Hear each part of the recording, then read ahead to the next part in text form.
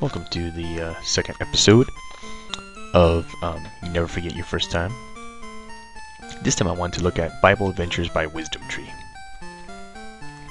When I was a young child, my family used to go to church a lot. We weren't like super religious where, we couldn't read, the equivalent of Harry Potter, witches and stuff like that. But we did used to go to church on Sundays and Wednesdays, and the church had a gift shop, and at that gift shop they used to rent and sell games, including Nintendo games like Bible Adventures.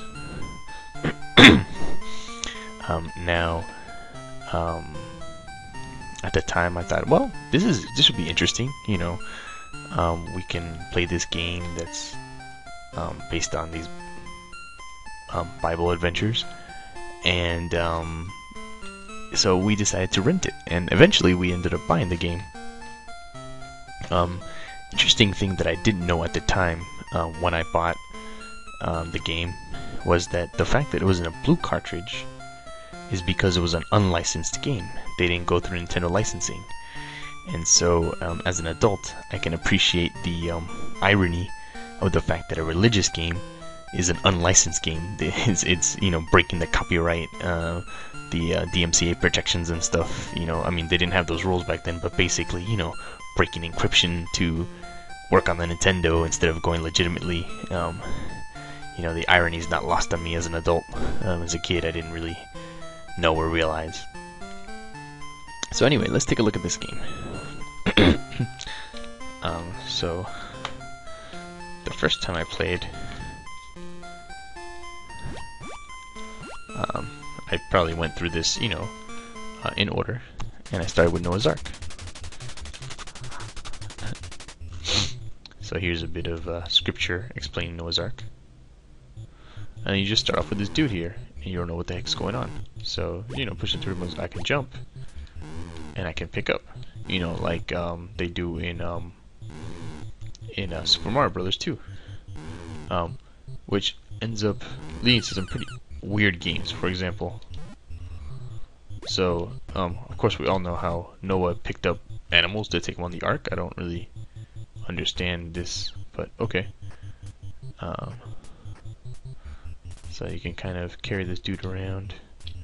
Can you go up a ladder with him? You can't. And if you jump, yep, he falls, but he falls up there.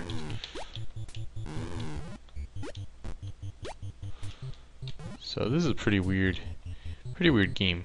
Not sure exactly how this is meant to teach scripture, or why this would be any better than, say, Mario. But oops, somehow I ended up without my cow, so I have nothing.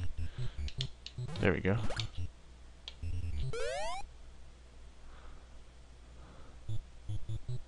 There's my female cow.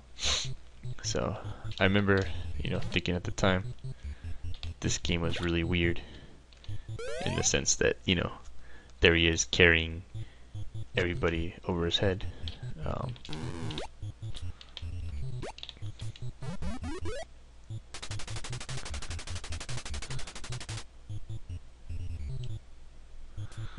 Alright, let's see. Can I get the pig here?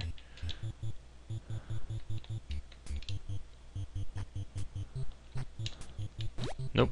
There's a greasy pig, apparently, just like those pigs where they try to grab him in an auction. Alright.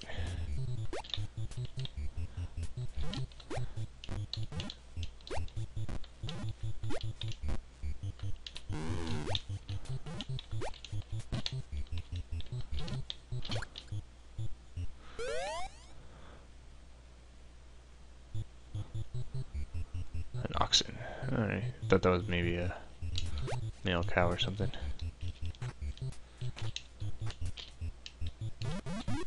There's a banana.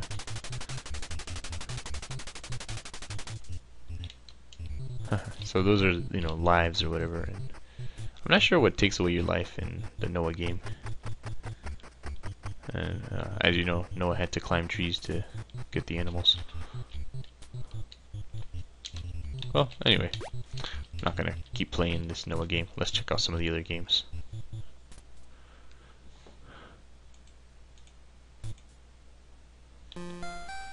Baby Moses.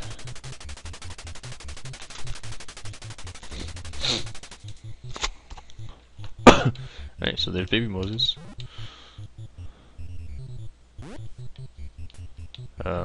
Yeah, we all know about those.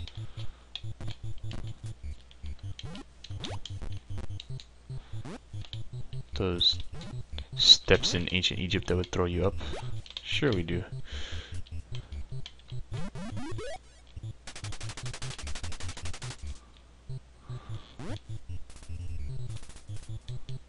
Oh, interesting.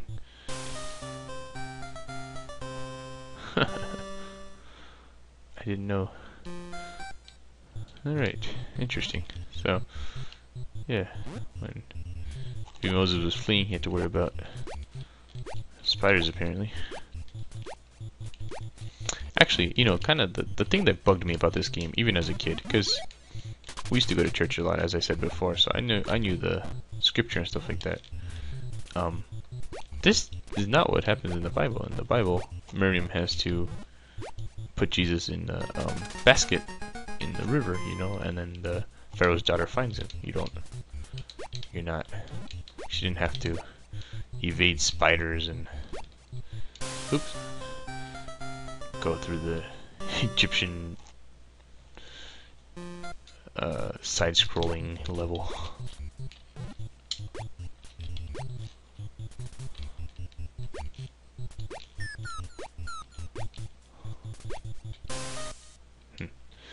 Alright, let's try a different game. David and Goliath.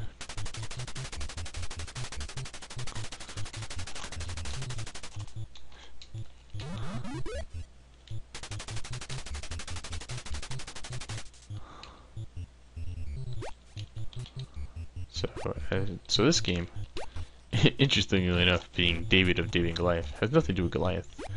You're just collecting sheep while squirrels and lions mess with you. Because we all know that David was a sheep herder. But I definitely remember as a kid being extremely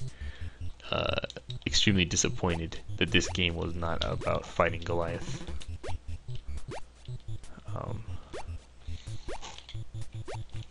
It really does give a good example of how ridiculous games were during the Nintendo age. Like, games didn't really make sense. They didn't really have quite the narrative that games like Halo and so on do today. They were just random collections of tasks.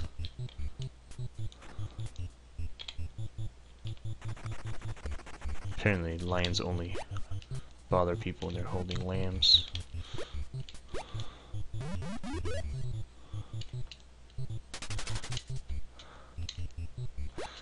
And strangely, well actually not strangely, given that, you know, this was a Nintendo game, therefore it's Nintendo hard, I never actually beat this game, nor did I think I did any of my brothers.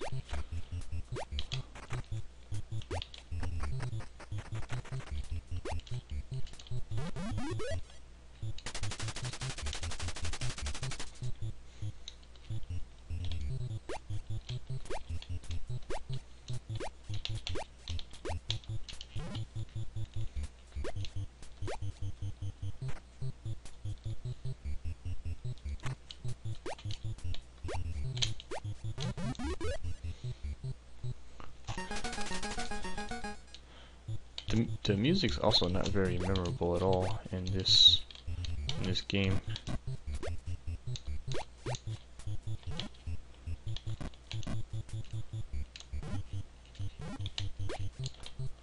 Pretty sure these rams don't actually count as sheep, as in the sheep that I need to get all the way to the end.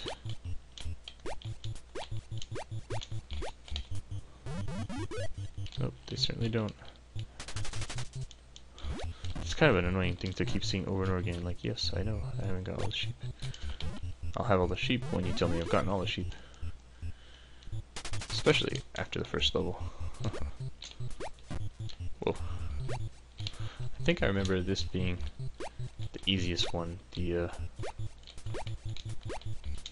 Noah one, sometimes it was a little hard to actually find where they were hiding all of the animals.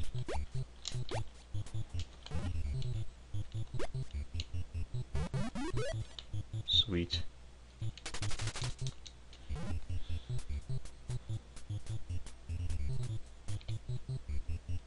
See if there's anything over here. Oh, there's the last one. I think this is pretty much exactly how it was when I was a kid. The David and Goliath one was the one we used to do the best at. It is kind of the simplest one, even if it does have these rams chasing you.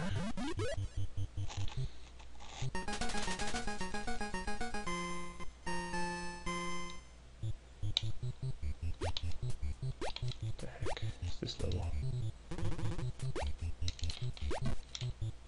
Oh, scorpions now.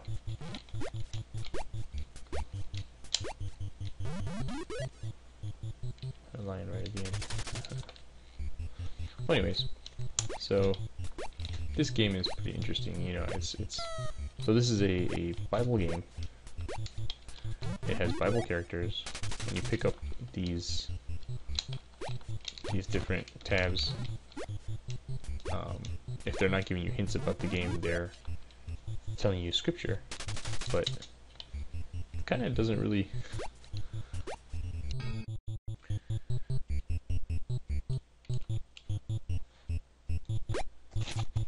Yeah, it doesn't. You know, it doesn't really teach you anything about the Bible. It's kind of one of those things that bothers me sometimes with part of the Christian culture in the U.S., which is it seems like this game exists simply for the sake of having a Christian game. You know, not because the game's really doing anything for Christianity or teaching Christianity or anything. It's just like, well, the secular world's got their video games, so we need to have our video games. And that's what it seems like to me, unfortunately.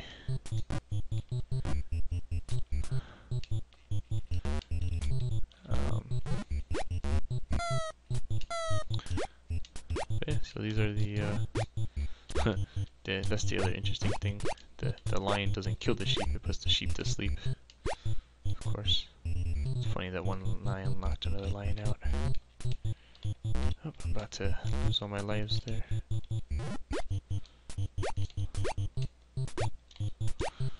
Yeah, where's, and you know, speaking of scripture and so on, where's David's slingshot that he used to kill the lions that were getting his sheep? That looks like a bear, maybe. Oop. Too bad. Anyway, thanks for taking a look at this crazy little game with me.